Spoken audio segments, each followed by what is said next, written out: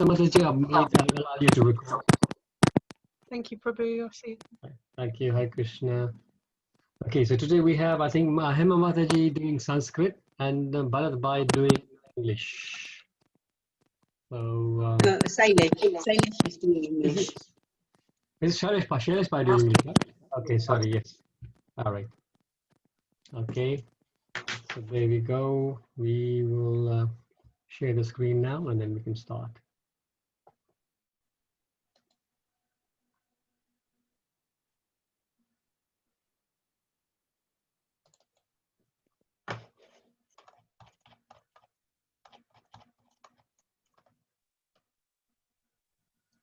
Okay, whenever you're ready. Okay, start. Yeah. Hare Krishna devotees, please accept my humble obeisances. I seek your blessings. Om Namo Bhagavate Vasudevaya. Om Namo Bhagavate Vasudevaya. Om Namo Bhagavate Vasudevaya. Chapter 10, The Opulence of Absolute Vibhuti Yoga. Text 22. Vedanam samavedosmi, devanam asmi vasava, indriyanam manaschasmi, bhutanam asmi chetana. Of the Vedas, I am the Samaveda. Of the demigods, I am Indra, the king of heaven. Of the senses, I am the mind. And in living beings, I am the living force, consciousness. Text 23. Rudranam sankaraschasmi, vitesho yaksha rakshasam, vasunam pavakaschasmi, merushikarinam aham. Of all the Rudras, I am Lord Shiva. Of the Yakshas and Rakshasas, I am the Lord of wealth, Kuvera. Of the Vasus, I am fire, Agni. And of mountains, I am Meru. Text 24. Purotasam cha mukhyamam vidipatha brahaspatim senaninam aham skanda sarasam asmi sagaraha.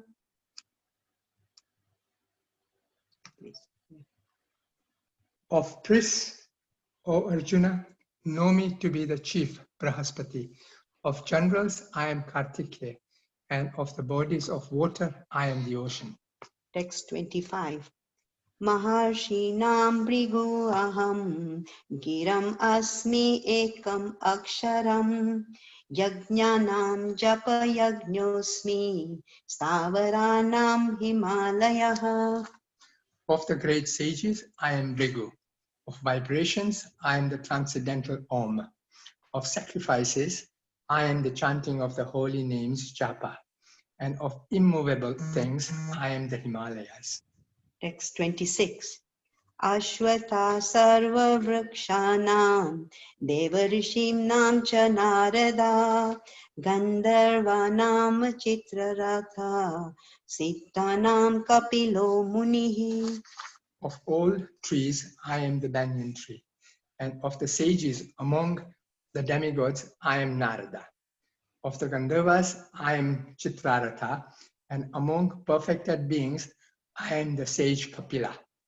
Text 27. Ujja shravasam ashvanam vidimam amruto bhavam airavatam gajendranam naranam cha naradipam. Of horses, know me to be Uttra Sarshara, produced during the churning of the ocean for nectar. Of lordly elephants, I am Ayurvata. And among men, I am the monarch. Text 28. Ayudhanam aham vajram denunam asmi kamadu prajanaschasmi kandarpaha sarpanam asmi vasuki. Of weapons, I am the thunderbolt. Among cows, I am the Surabhi. Of causes for procreation, I am Kandarpa, the god of love. And of serpents, I am Vasuki. Text 29.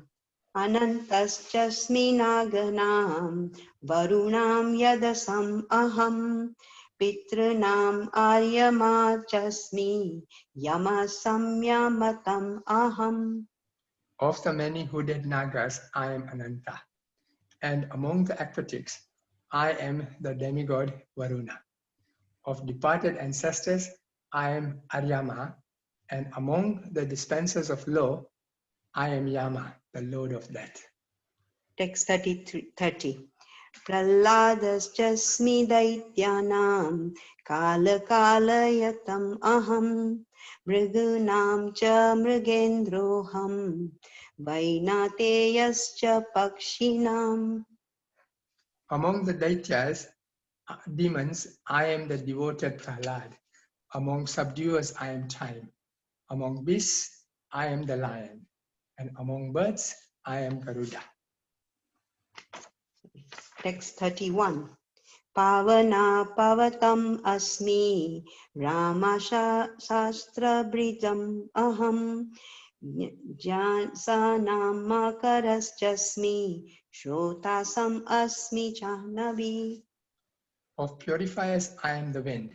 Of the welders of weapon, I am Rama. Of fishes, I am the shark. And of flowing rivers, I am the Ganges. Text 32. Sarganam adir antascha Madhyam chaiva aham arjuna Adhyatma vidya vidyanam Vada pravadatam aham. Of all creations, I am the beginning and the end, and also the middle. O Arjuna, of all sciences, I am the spiritual science of the self. And among logicians, I am the conclusive truth. Text 33. Aksharanam akarosmi dvandva samsikashya cha aham eva kasaya kalo dataham vishwato mukha.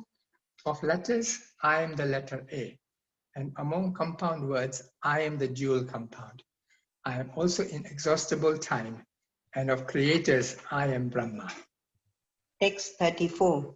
Mrityu sarvaharashchaham udbhavascha bhavishyatam Kirti Shri Vakcha Narinam Smriti Medhadriti Shama. I am all devouring death, and I am the generating principle of all that is yet to be. Among women, I am fame, fortune, fine speech, memory, intelligence, steadfastness, and patience. Text 35. Prahat Sama Tatha Samnam Gayatri Chandasam Aham Masanam Margashishoham Rutunam Kusumakaraha. Of the hymns in the Samaveda, I am the Brahat Sama, and of poetry, I am the Gayatri. Of the months, I am Margashirsha, November, December. And of seasons, I am flower-bearing spring. Text 36. Dyutam chalayatam asmi tejas tejasvinam aham jayosmi vyavasayosmi sattvam sattvavatam aham. I am also the gambling of cheats, and of the splendid, I am the splendor. I am victory, I am adventure, and I am the strength of the strong. Text 37. Vrishninam vasudevosmi Pandavanam dhananjaya Muninam api aham vyasa Kavinam usana kavi. Of the descendants of Vrishni, I am Vasudeva, and of the Pandavas, I am Arjuna. Of the sages, I am Vyasa, and among great thinkers, I am Usana. Text 38. Dando damayatam asmi Nitir asmi jigisatam Maunam chaivasmi guhyanam Jnananam janavatam aham. Among all means of suppressing lawlessness, I am punishment, and of those who seek victory, I am morality. Of secret things, I am silence, and of the wise, I am the wisdom. Text 39. Yachapi sarvabhutanam bijam tad aham arjuna na tad asti vina yatsyan maya bhutam characharam. Furthermore, O Arjuna, I am the generating seed of all existences. There is no being moving or moving. Hello? Hello? Excuse me. Non-moving, that can exist without me. Text 40. Nantosti mama divyanam vibhutinam parantapa esa tu desata prokto vibhutir vastaro maya. O mighty conqueror of enemies, there is no end to my divine manifestations. What I have spoken to you is but a mere indication of my infinite opulences. Text 41. Yad yad vibhutimat sattvam Srimad urjitam eva va tad tad eva vagaccha tvam mama tejo masa sambhavam. Know that all opulent, beautiful, and glorious creations spring from but a spark of my splendor. Text 42. Athava bahunai tena kim jnatena tavarjuna vistapya aham idam kritnam ekam sena stito jagata. But what need is there, Arjuna, for all this detailed knowledge? With a single fragment of myself, I pervade and support this entire universe. Om Tat iti Sat iti Srimad Bhagavad Gita Su Upanishadsu Brahma Vidya Yoga Shastre Shri Krishna Arjun Samvade Vibhuti Yogo Nama Dashmo Adhyayaha. Hare Krishna. Hare Krishna. Hey Krishna, thank you so much, Hema Mataji and Shailesh Prabhu. Very, very nicely done. Thank you. The Hema Mataji pronunciation was very, very nice. The only thing, if you don't mind me saying, you just need to pay a little more attention to the marks on the A, like R. Just to give you one example, if you don't mind, and this is for the benefit for all of us. We're all learning as we go. So if you look at text 1040, last line, Vibhuter Vistaro Maya. Maya. Maya means mine. But when you say Maya, then of course, Then it's me. yeah, it's a completely different meaning, right? Maya. Maya. Thank you, Prabhuji. Yes, I'll bear that in mind. Thank you so much. Very, very nice. And the tune you used was also very nice. Thank you so much. Thank you, Prabhuji. Thank you, Hare Krishna. Hare Krishna. Okay, devotees, so let me just share my screen.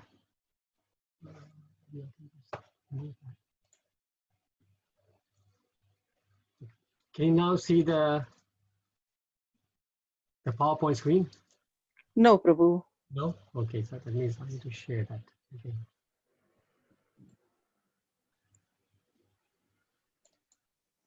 Okay, now you can. Yes, Prabhuji. Thank you. Thank you so much. So today, what we'll do, today, of course, is a very, very auspicious day for all of us. Can anybody tell me what it is? Prabhupada Appearance Day. Appearance Day. Happiness Day. If Prabhupada was not here, all of us would not be here. So if Prabhupada didn't go out of India to spread the Krishna consciousness, all of us would not be here. But for us, this is the most important day, really, because without him, we would not have been exposed to this wonderful philosophy. The clarity with which he has explained the complex situations in the Shastras, we would not have access to. Other people who are not, of course, within this call, they also have knowledge, yes. And I'm not saying that we have the exclusive right to the knowledge. But what I'm saying is that the reason why there are only few outside who would actually study, understand it, and apply it, because it's so complex. The rest of them will study it, but nothing will go in, because it's not being explained to them like Prabhupada explained to us. So it's very, very fortunate to have Prabhupada come out and then given us all the centers and temples and all the thousands of devotees that we can associate with. So today is his appearance day. So what we'll do is we will, rather than speak on anything else, I think yesterday, was it yesterday? Yesterday, Madhu Kumari Mataji, I didn't get a chance to listen to her class, unfortunately, yet. I will listen to it later. But I believe that we covered quite a lot of it yesterday. And it was quite enjoyable to follow that until the birth of Krishna. So that's been wonderful. So today we will focus a little bit on Srila Prabhupada and then see how we go. So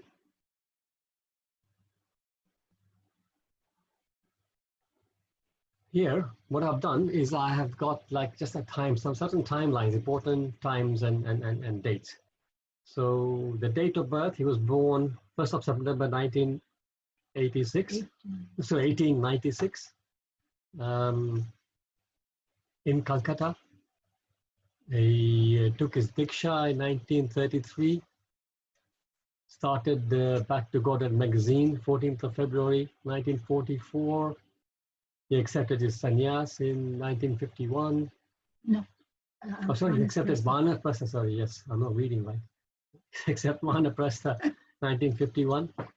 And then he was awarded sannyas, 17th of September 1959. Then in 13th of August 1965, he then boarded the Jaladuta to then make his way to the USA.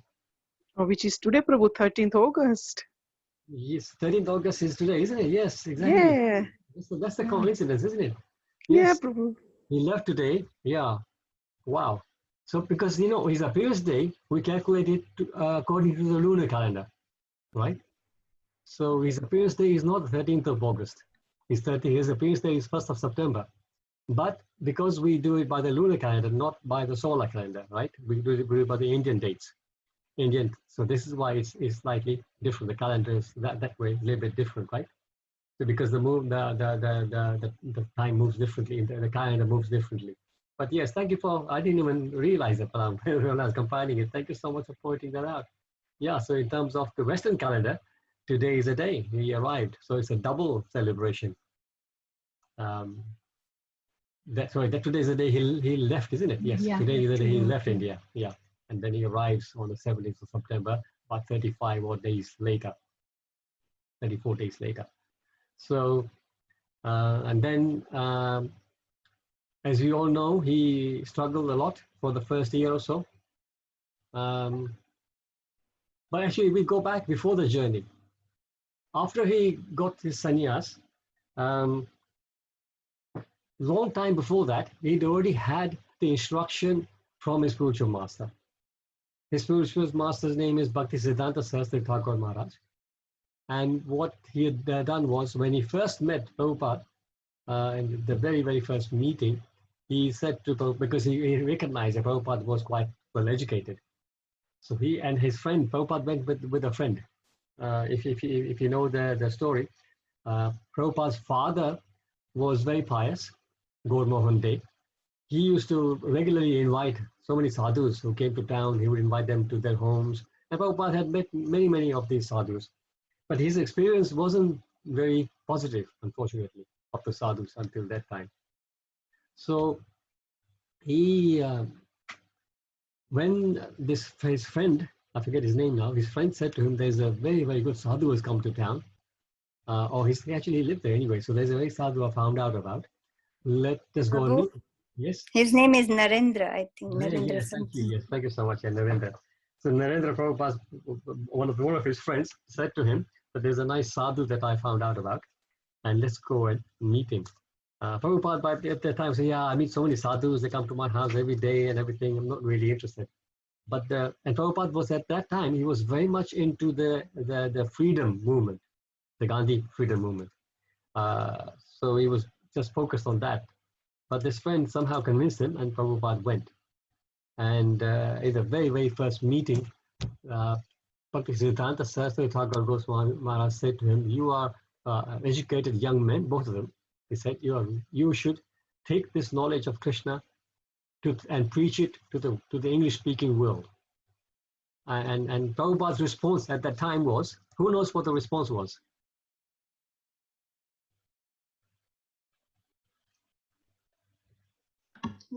I think Prabhupada said that let the India become freedom, Yes. then Yes. the religious thing can go on. But Bhakti Siddhanta Saraswati Thakur said no. This Krishna conscious cannot wait until the freedom comes. It must be now. Yeah, yes, thank you, Palika Mataji. Exactly. So what the words he used was that India is a slave nation. Who's going to listen to us? This was Prabhupada's reaction. Who's going to listen to us? We are a slave nation. But then Bhakti Siddhanta Saraswati Thakur said to him that, look, in other words, he was saying that all these material things have got nothing to do with the spiritual teaching. Ahaituki apratihata. The bhakti is not, it is causeless, and it is not stopped by anything. Nothing material can stop bhakti. So this is the instruction he gave very, very briefly to him, that look, that doesn't matter. India is slave nation or not slave nation. It doesn't matter to us. We have to go and preach. So this teaches us that sometimes, we have so many material things that we use as, for lack of a better word, excuses. Oh, I can't do this because I still have to do this. I can't chant my rounds today because I've got this to do. I can't go to the temple because, some visitors are coming. So all those things are material. But our bhakti, nothing should come in the way of our bhakti. This is the message there. So anyway, that's the instruction he took. He kept it in his heart. But obviously at that time, he was a young man. I think just married, and he had 2 or 3 children at that time. He had a successful career in pharmaceuticals because he studied pharmaceuticals. He was a pharmacist by trade. He in those days, imagine the Indian children usually just went to local schools, but because Prabhupada's family was quite well to do, he went to a British school, British Churches College. When we were there in December, we had the good fortune to go and visit that. Bhakti Charu Maharaj took us there to his college. So he studied there and he qualified as a pharmacist, and he had a very good job. Later on, he had own business. He was running his own business as well. But because of all these responsibilities of the business, work, and family, he obviously took the instructions to his heart. He was quite impressed with Bhakti Siddhanta Saraswati Thakur in the first meeting. And then he started to follow him. But he couldn't do anything about those instructions that were given to him. But gradually he got closer and closer in terms of more and more serious about his bhakti. In the end, he actually gave up the business, gave up the family. Rather, the business gave him up, actually. Krishna says sometimes that when somebody makes a very sincere effort to come to me, I make arrangements for him to come to me quicker. So, in Prabhupada's case, and Prabhupada often mentions that, and he laughs about it. He says, in my case, he says, Krishna took away all my wealth. So his business was running very successfully, but then suddenly he started to have losses, one after the other, and his business started to fail. So sometimes Krishna does this. It seems very cruel, but Krishna does this to take your attachment away, right? And he went, and he then basically took Manaprastha, Prabhupada only met his Guru Maharaj 3 or 4 times, maybe maximum 5. And but in those times, he used to go and sit, listen to his lectures intently. And he kept now thinking about this instruction. And the other instruction that Bhakti Siddhanta Saraswati Thakur Maharaj had given him was that you should translate the books, translate the important scriptures into English. Because the reasoning was this: if I met one of you on the street, for example, you are maybe in a Western body, I met you on the street, and I spoke to you for even half an hour about Krishna. And maybe you were also interested, you would hear, you would take it in, but the way the human memory works, after 2 or 3 days, it'll be gone. Very little will retain. So if I've left you with a book though, then if not today, not tomorrow, some years later even, you will pick up that book, and then you'll remember the discussion that we had. So books are very, very important. And this is why our dear Divanam Prabhu is doing such an important service for the manner, for our yatra, by making sure that the Prabhupada books are profusely distributed. So we make sure that his message, and everybody gets an opportunity to read and understand the philosophy. So then it took him a long while, because like I was saying, busy life, family, business, and all that. But whatever little time he had, he was translating a little bit. And then by the time he took Vanaprastha, he had more time. He started to translate more and more.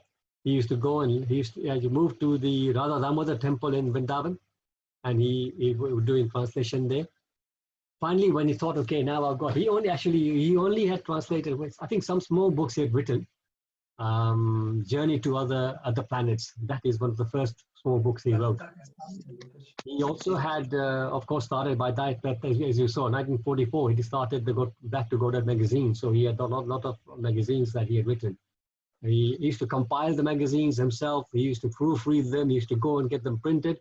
And also he used to go and have them distributed himself, single-handedly. That's all he was doing. So then later on, so after a while, so around 1965, August 1965, he had enough, he thought he had enough material that he can use. He only had the first three parts of the first canto with him. The rest was not translated yet of the Bhagavatam. So he left. He actually, by this time he was sannyasi, of course. So sannyasi doesn't have any access to the family money. So the way he went to India was on a ship. The name of the ship is it there? Yeah, it's there on my marker. Jaladuta. There was a steamship company called the Scindia Steamship Company. And the lady in charge of the department of the US sector and all that was a lady called Srimati Sumati Morarji. She was apparently the daughter-in-law of the owner of the company. So Prabhupada used to go because he wanted to get the passage to go to America. He decided to go to America because before him, Bhakti Siddhanta Saraswati Thakur had sent some other disciples of his to the UK to try and set up a center here. They came here, they tried very hard, and they went back and they said, we can't. People there will not hear, they are not ready to listen to it. They are all Yavanas and Mlechas, means they're all meat eaters and atheists. So they will never listen to us. So it didn't work. So Prabhupada said, okay, I will try. They try UK, and let me try USA. The other reasoning was that USA, of course, at that time was, and I suppose to a certain extent even today is, the most powerful nation in the world. So his reasoning was that if I go and convince a few Americans, then it's more likely others will follow. So that's why he used to go to the office of this India Steamship Company to try and meet Sumati Morarji. There are many different versions of the story, but the version that I know is that he used to go, and that, you know how is India it is. In India, you can't really see these people very, very quickly. There's no systems of appointments or whatever. You go and wait. And the peon will go and tell the lady, the manager, that so-and-so is waiting for you. And then she will decide whether she wants to see you or not.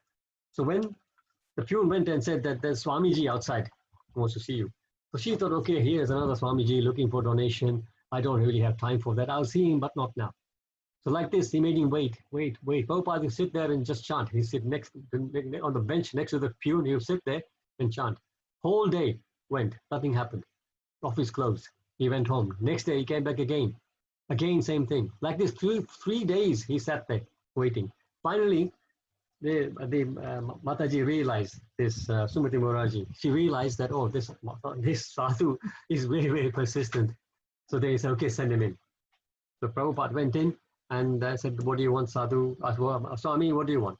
Okay, I want you to give me a passage on one of your ships to go to USA, New York. Why do you want to go to New York? How old are you? Well, I'm 69 years old. Why do you want to go to New York? Because I want to go and preach Krishna Katha there. It says, and her words were, Swamiji, that place is not fit for you. It is very cold there, and the people are useless there, and you will not like the climate there, and you will die there. This is the words. You will die there. Don't go. If you want to preach here, preach to in India. He said, no. And he insisted. And of course, after a little discussion, she agreed. And she gave him a passage on a cargo ship, not even a passenger ship. So Prabhupada was the only passenger on a Jaladuta, and there was 4 or 5 crew members. and the captain of the ship was Captain Pandya. Or Captain Pandey or Pandya, I'm not sure. Anybody know? Pandey? Pandya? Palika Mataji will know. I think it's Pandya, Prabhuji. Pandya, yeah, I think Captain Pandya, yeah. Sometimes when you hear classes, they say Pandey too, so anyway, I think Pandey and Pandya, this probably mean the same thing. Anyway, so Captain Pandya was there, and Prabhupada was there. Captain Pandya really made sure he looked after Prabhupada, make sure that he was eating well and everything. On the journey there, he had 2 severe heart attacks, as we all know, and he wrote a diary at that time to Lord Krishna, and diary, I say, yeah, he wrote a diary to Krishna, and in his diary, so he wrote a prayer to Krishna rather, and he was saying that my Lord, all I'm trying to do is follow my Maharaj, my Guru Maharaj's instructions, and go and preach your message to the Western world. Please help me to recover. If you don't want me to go there, then you can take me away. So complete surrender. I'm in your hands. Do what you like with me. That kind of surrender. And of course, we all know that he survived, and he reached. When he arrived in Boston Harbor, there was nobody there, because he knew one friend of his in Calcutta had his son living in New York. So this was the only connection he had. He said, when I left, he came out of the dock, he didn't know whether to turn left or right. But then this person, somebody remind me his name? I think it's Agrawal. I don't know the name, but surname was Agrawal. Agrawal, yes, Agrawal. His name was Agrawal. His wife's name was Sally Agrawal, that I know. But Gopal Agarwal. Gopal, thank you so much. Thank you, yes. Gopal. So Gopal had actually made an arrangement. He didn't come to meet him. He just arranged to send somebody with a ticket on a bus to take him to the place where Gopal and Sally Agarwal used to live, which was, I'm sorry, my memory is going weak. Krishnamani Mata, do you know which place it was? It was not Is it Pennsylvania or something like that? Yeah. Pennsylvania. Yeah. And this is where they went. Thank you so much. And he stayed with them for a few days. And because they were, Sally was, of course, American. And they had meat and eggs in the fridge. So he didn't feel very comfortable there. So after a few days, then he went to the local YMCA. He stayed there. He used to preach there. But it was a very affluent area. So people used to come and listen to him, but nobody took it seriously. Then something dawned on him. He realized that, when somebody is very comfortable materially, very happy, then it's difficult for them to, how it is. When everything is really hunky-dory, you don't think of God. You think, I'm doing everything is nice. But when you have difficulties, then you think of God. Then Prabhupada realized that maybe this is the wrong place I'm in. So then he moved to New York, a place called Bowery, which is really one of the sort of low-class areas in New York. And that's where a lot of sort of hippies and druggists and the drunkards used to live. And there he started to live there. Of course, he had no money. He only used to just sell some of his books, and this is how he used to survive. And very hard days, very, very hard times. So 1 year he passed like that. Winter came, he was struggling very hard. One time, somebody broke into his room that he was sharing with somebody, and they stole his typewriter and like 3 months worth of translated manuscripts. Can you imagine 3 months worth of hard work gone? Just someone took it away, threw it away. Must be there. They came for the typewriter. So Prabhupada used to do everything translating himself just by the typewriter. So there again, he didn't give up. He carried on, and he used to just go from one place to the other. He used to go and place some books in some libraries, some shops and everything, but very, very slow. Nobody was hearing. And at that time, he had made a friend with a Jewish person, and they used to sometimes just sit in the park and have a chat. So this Jewish person knew a little bit about him after meeting him for a few times. So he said, Swamiji, I think you need to go back to your country because it's not really work here. And but Prabhupada, Prabhupada said to him, imagine the vision that Prabhupada had. Here he's there in America, struggling completely on his own. He's got hardly any money. He's got no disciples. He's got nothing. But he says to this Jewish person that no, no, no, no, no. My success is already there. He says, I already have hundreds of temples and I've got thousands of disciples all over the world. It's only time that is separating me from them. So this is the vision, this is the conviction he had. And then, of course, he used to then, when the summer came, he used to go and sit under a tree in a park called Pumpkin Square Park. And he used to go and sit under the tree and just chant. With a pair of kartalas, he used to chant the Hare Krishna mantra.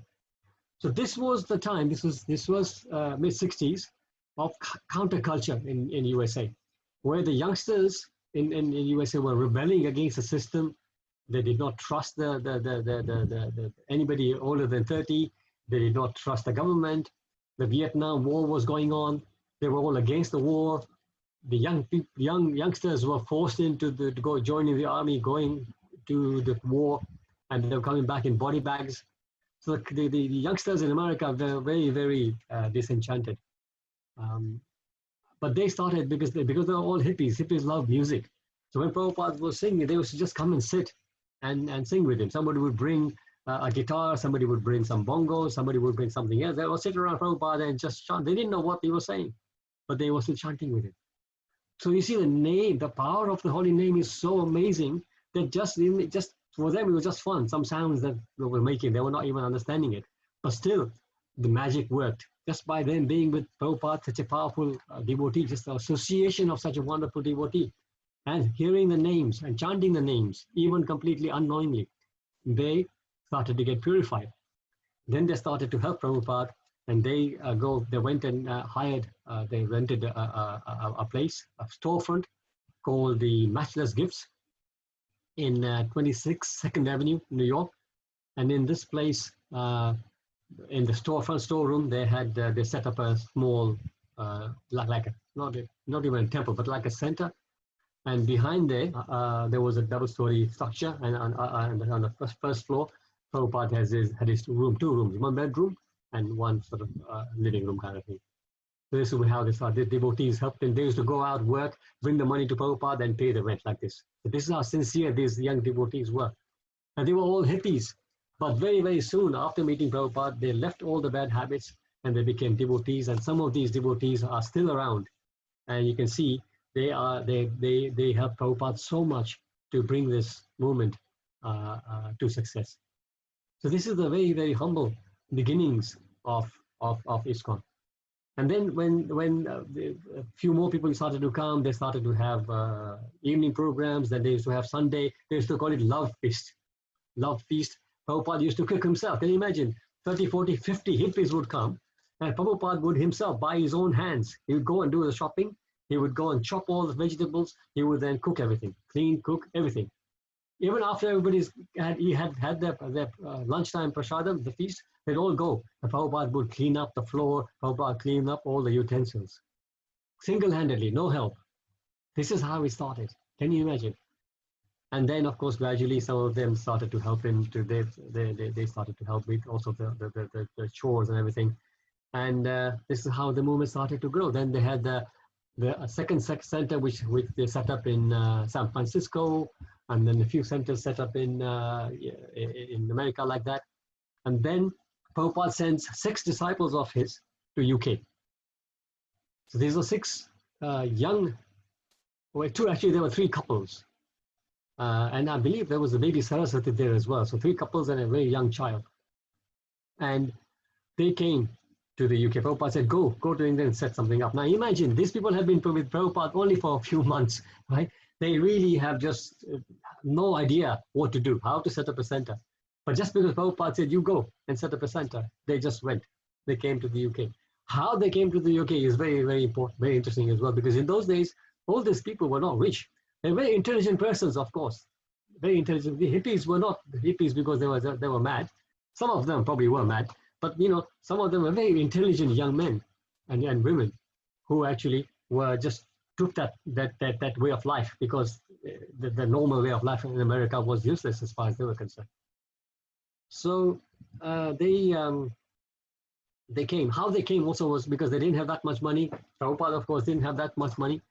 So they looked for the cheapest flight. The cheapest way to come here was just to get to Europe, not even UK, was on Air Sabina. There used to be an airline called Air Sabina. Some of you who are probably my age would remember this. So they took a cheap flight to Brussels. And they arrived in Brussels, and they decided then that they would go on a ferry to UK. But whilst they were there, they found out that actually in those days the rules were that if you arrive in the UK, you had to show at least £50 per couple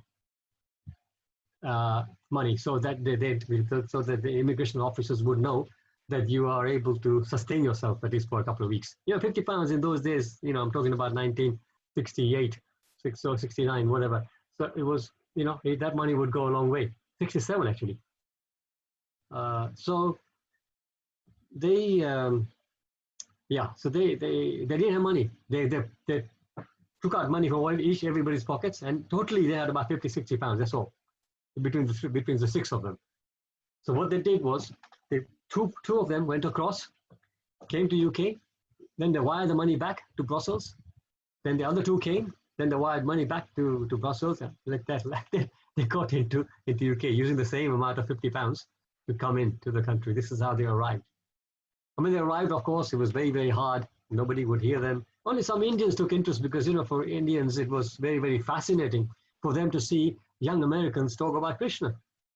So some Indians started to help them, support them. They actually lived in some Indian families' houses like that, and they kept trying, but nothing was working. And one point they wanted to give up. Actually, they said, you know, nobody's listening to us. Maybe Swamiji needs to come here himself. They were just thinking about that. But then you see, they were all into, hippies are into music and everything, right? So they knew some people in the music scene, right? So there was a group in those days which was called the Living Dead or something like that, some crazy name like that, the Living Dead or something like that. No, I don't know, some name like that. But maybe you have some. Oh, Beatles. No, not the Beatles. Before the Beatles. I'll tell you the name. The Grateful Dead. The Grateful Dead. So the manager of the Grateful Dead was a friend of one of the 6 people who came, and he happened to be in UK. He came from USA, and they met him. And the next day he was supposed to go and meet the Beatles. So the Beatles had just been to India, and they in the posters in London, they should show Beatles in Indian outfits because they just come. They were, you know, as what most of you will know, Beatles were the most popular band in the whole world, not just the UK, the whole world. They were the top band in the whole world. So everybody knew them. And because the devotees had seen their pictures, they thought, okay, they've been to India, maybe they will listen to us.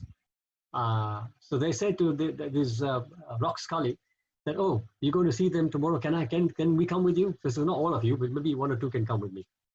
So they said, okay, tomorrow, this time, the meeting was in John Lennon's home. And they're supposed to meet there. So these 2 devotees, they went there at the time, which was scheduled. But this Rock Scully, you know, these music people they're completely spaced out sometimes. So he obviously, I don't know, he forgot about the meeting or whatever, he didn't turn up. So at the gate, there was a big mansion that these people had, the Beatles. And at the gate, the gatekeeper wouldn't let them in. So they were just waiting there. I don't know what to do. Maybe they said, we'll wait for Scully. He might turn up. Scully never turned up. But then a white Rolls Royce pulls up, right? And in the Rolls Royce, there's Yoko Ono, the Japanese wife of which Beatle?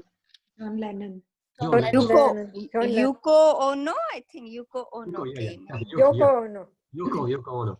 She was in the car, and because he saw this devotees dressed in dhotis and everything, she knew that this is. Oh, he says, you must be friends of John.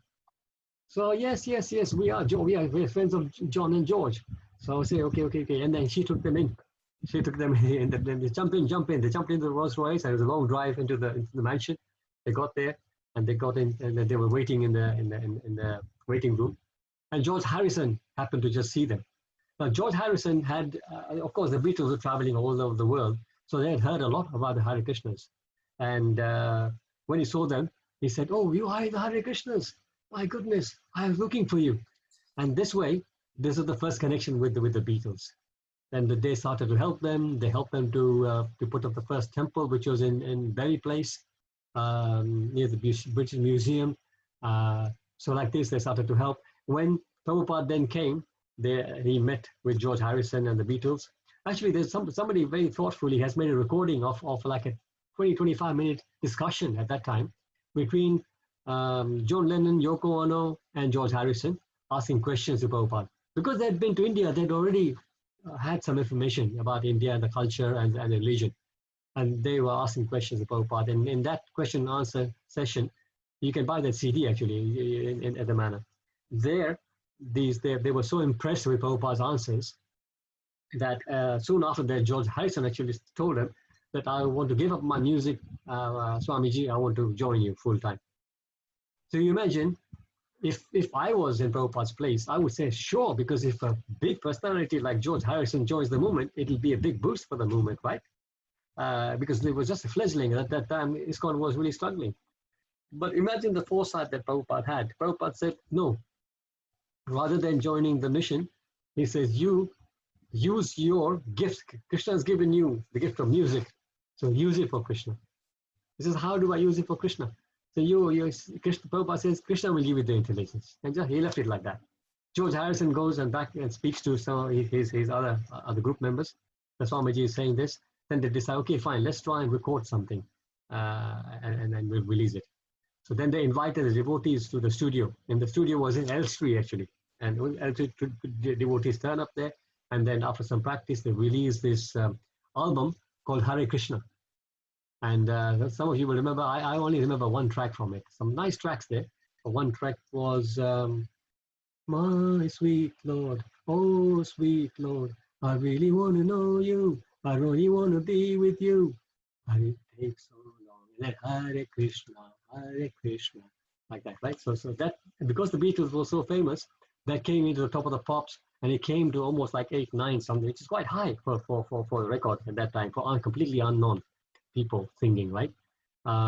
So that gave so much publicity to the Hare Krishnas that in that little center we had in Berry Place, on Sunday especially, people will be queuing up, long queues happening everywhere.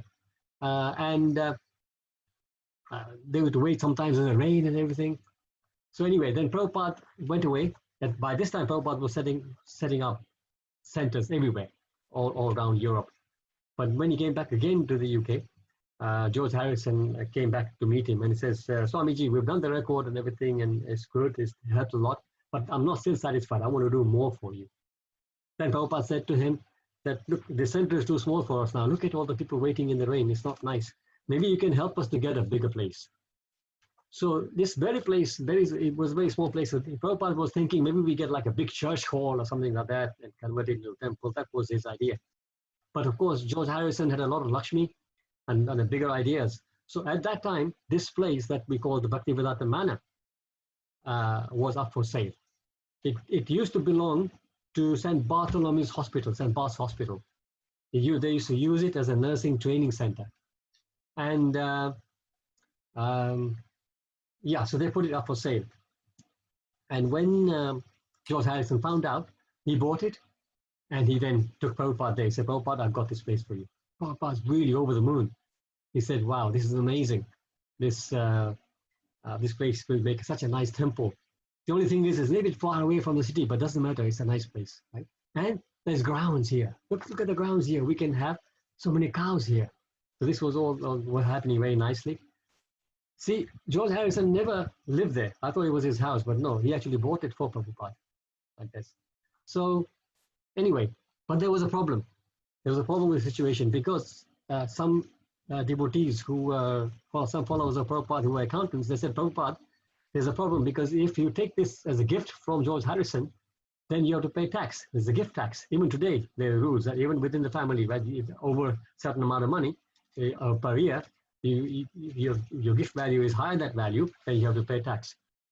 So he said, but Prabhupada, we don't have money to pay tax. So Prabhupada said, yeah, but we want the place. What do we do with it? How do we go around it? So accountants are very clever, of course, right? So they said, okay, don't worry, Prabhupada, we'll work it out. Maybe we should buy it rather than get a gift. Prabhupada said, you crazy, you're saying you don't have money to pay tax. How will you have the money to buy it? Then they said, no, don't worry, we'll work it out. So they went to George Harrison, they met him, they explained the situation to him, and then they agreed. So the deal was, that's how it happened, is that George Harrison sold his property that we see now in Bhaktivedanta Manor with all the land. We had less land now, later on we had more land, but that's a different story. 18 acres, we had 18. Today we have 90 acres of land. At that time we had 18 acres of land with the property, which is still quite a lot. He sold this to Prabhupada for £1. So it becomes a sale. So it's no more a gift, and that way there is no tax. So this is the transaction of this property. And how that physical transaction happened was also very nice. So in that temple in Berry Place, Prabhupada and George Harrison sitting across the table, the lawyers had prepared the agreements, they signed everything, and then Prabhupada takes out a pound. Now in those days, we didn't have the pound coin, if you remember, we had the pound note. So he gives a pound note to George Harrison, and then George Harrison takes that pound note and puts it in the donation box in the temple. So that is the transaction of the Bhaktivedanta Manor. So devotees, we're all here, thankfully, for this wonderful generosity shown by George Harrison.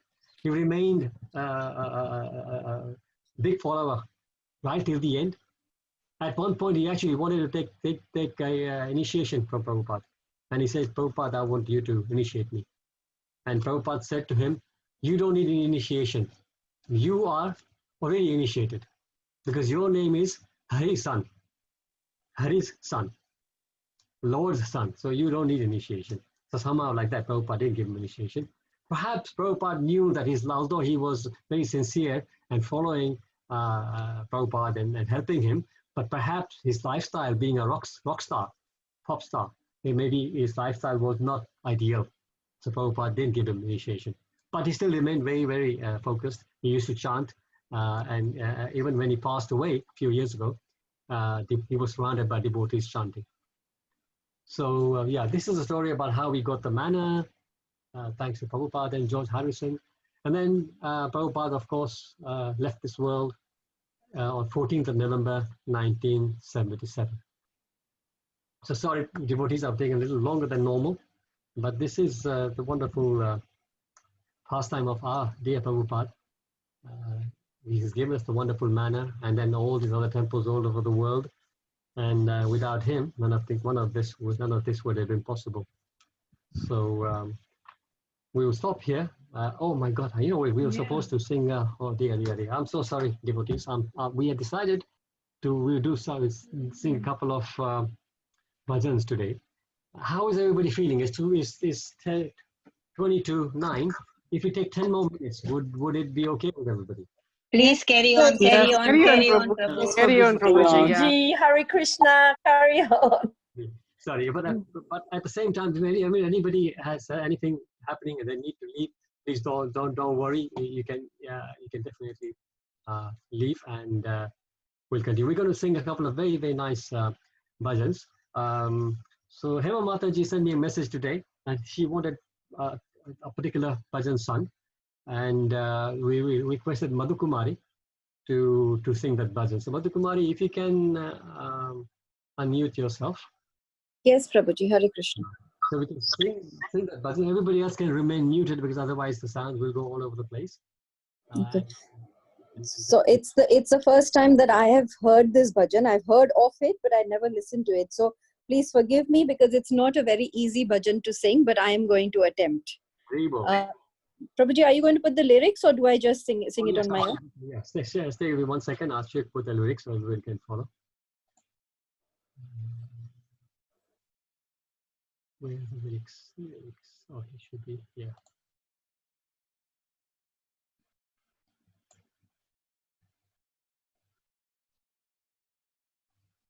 Share this.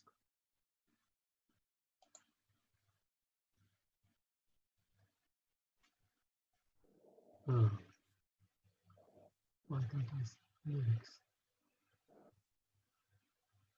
Just wait a second. I'll just move it to the other screen, I think.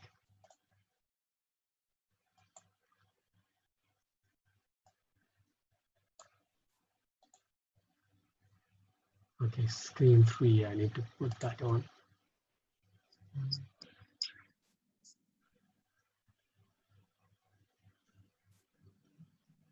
Still not seeing.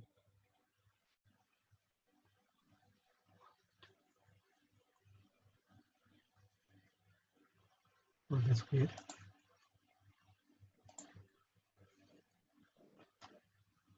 Oh, yes. Okay, now. Is that it? You see it, right? Are you seeing it? No, right? Yeah, yes, yes. This is Samsara Dava, Oh, no, Prabhuji. that's the wrong one. Wrong one. Sorry. Okay. Okay. So that one we wanted to sing later as well. Maybe we won't have time for that. Give me a minute again. I'm so sorry. Let's unshare this. I can see it on my screen, but it's not somehow coming up there. I mean, I have got the lyrics, but it would be No, nice for. I want everybody else to also see it so we can follow it. It's nice to follow that when you're doing it. Share desktop. Just say Say again. share desktop. Do you have that option? Okay, let me just try that. Then yeah, and then whichever screen you are. One more thing before I do, I just move that to the screen. Yeah. Okay, so Move it to your laptop and then share. Okay, so where am I? So now share screen, and yeah, that should do. No, I'm still doing the wrong thing. I'm still sharing the wrong one. One second.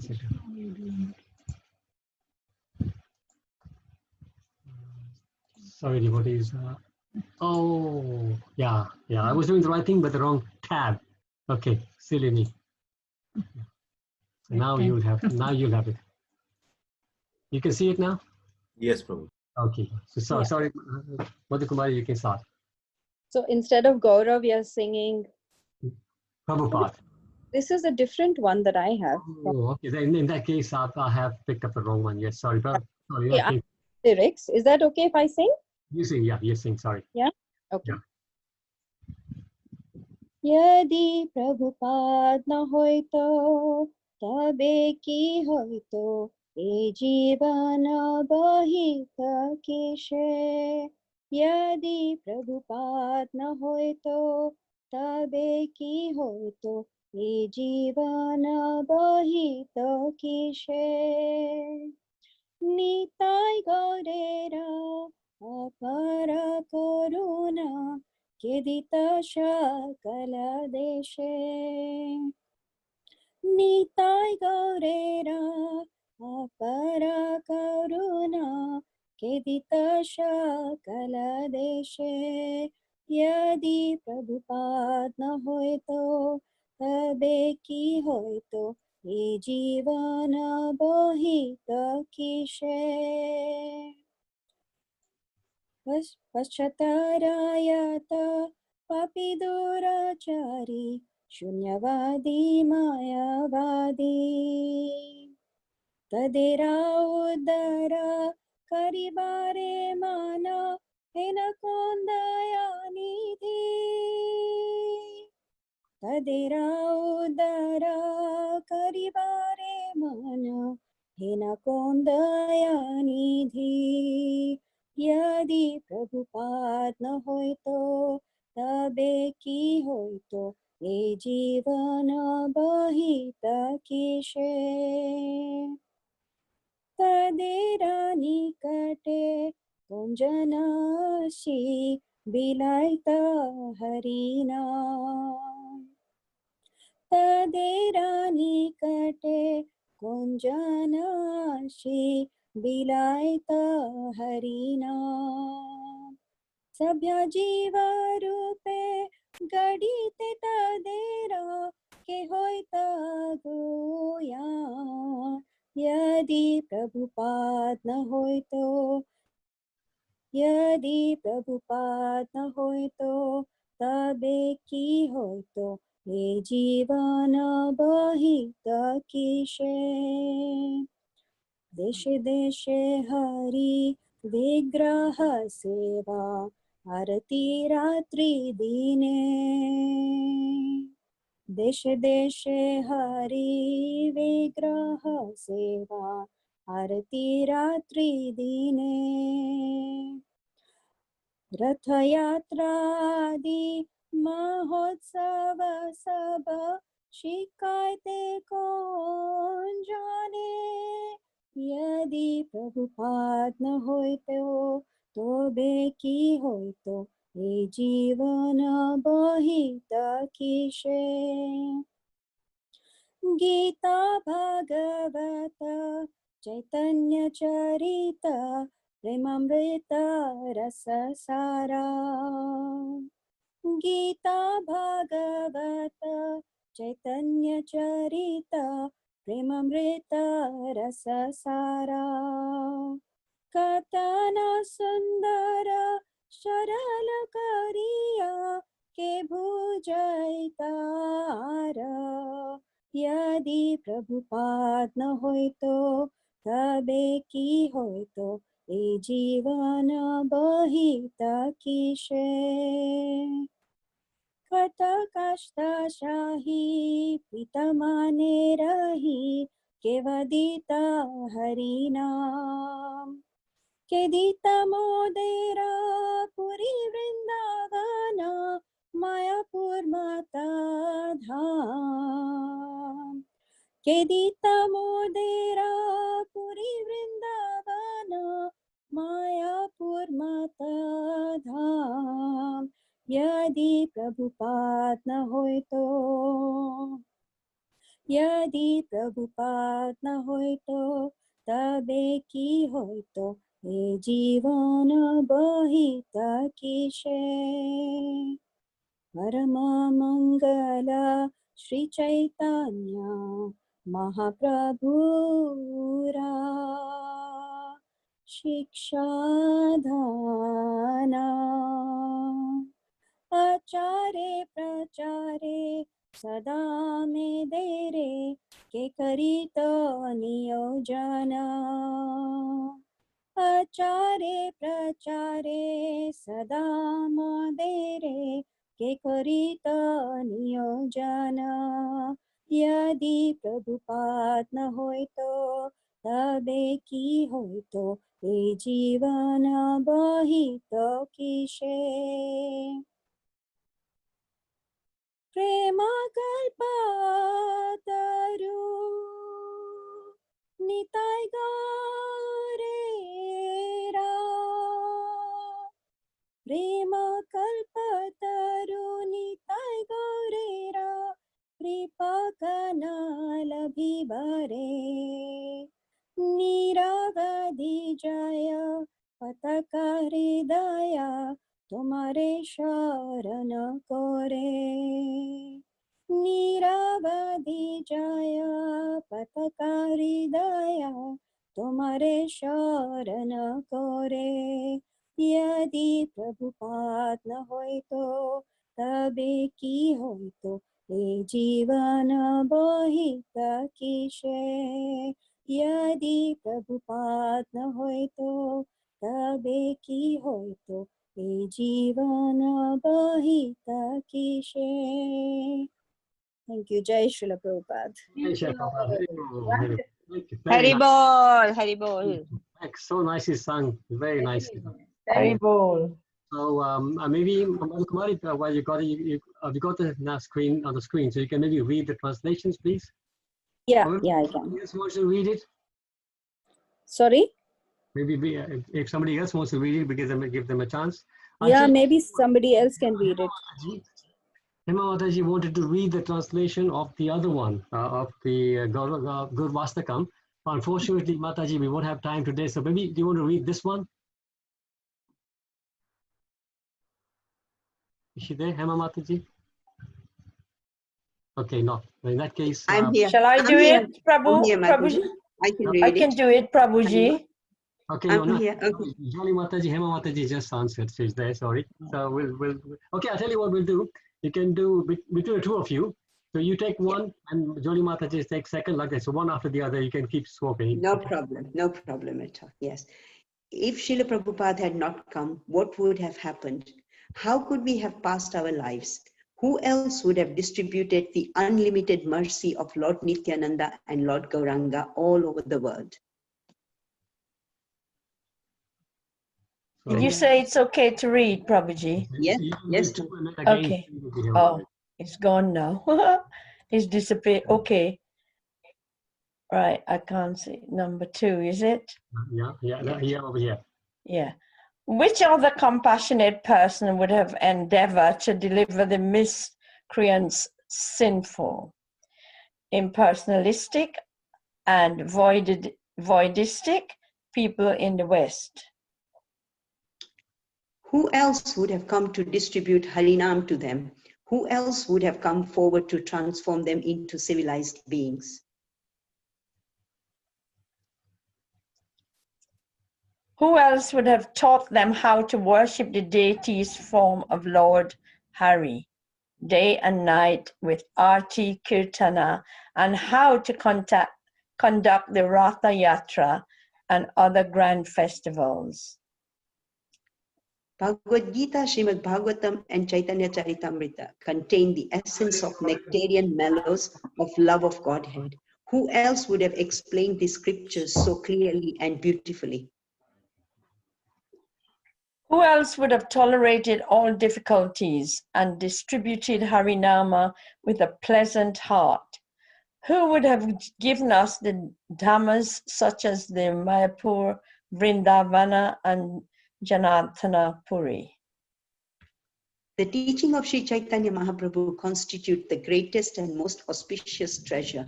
Who else would have engaged us in constantly practicing and preaching it? Sri Nityananda Nitai Gaura are desire trees of love of Godhead, desiring a drop of their mercy. Jayapataka's heart incessantly takes shelter of your divine grace. Jai. Srila Prabhupada ki jai. Thank you so much. Prabhupada ki jai. Jolie Mataji. So yes. So once Thank again, you, Prabhuji. thank you. My apologies for taking up so much time today. No, it was great. I was lost. I was completely lost in the ground. And I could have, if nobody stopped me, my wife just nudged me when she looked at the clock. I would have carried on for another hour. Oh, it was so beautiful. We would all carry on. You can still carry on, Prabhu. Yes. You can carry on. Prabhuji, can I just add something to buying that property, the manor? There Yes. was a close devotee to Prabhupada who came from America. He was his companion to his business. And he said to him, you go and look for a property and don't spend more than so many thousands we've got. Okay. 100,000 to 200,000 and something, and not a penny more or a penny less. So they offered this money to the owner, and they said, no way are we selling it to you, because somebody else came up with a higher amount, and it was a family, an Arab family. Okay. And so they lost the property. But lo and behold, the family, they fell apart and they didn't take it up. And for some reason or the other, because they found out what it was about, about Prabhupada's part. He came to the man and told us the story. It was brilliant. Okay. Oh, thank you so much for sharing that. Yeah. He was a companion of Prabhupada, a very close one. So, yeah, that's amazing story, isn't it? Krishna made it happen. Exactly. Absolutely. Turn it right around, yes. All of Prabhupada's activities are just absolutely amazing. Oh my goodness, yeah. Magics. Magical. All right. Thank you all so much. We will Hare Krishna. It's coming up at 9 o'clock. So Hare Krishna, Hare Krishna. Hare Krishna. Thank you so much, Prabhuji, for this. Hare Krishna, Prabhuji. Hare Krishna, Rivoji. Hare Krishna. Thank you. Thank you, Hare Krishna. Jai. Hare Krishna. Hare Krishna, Prabhuji.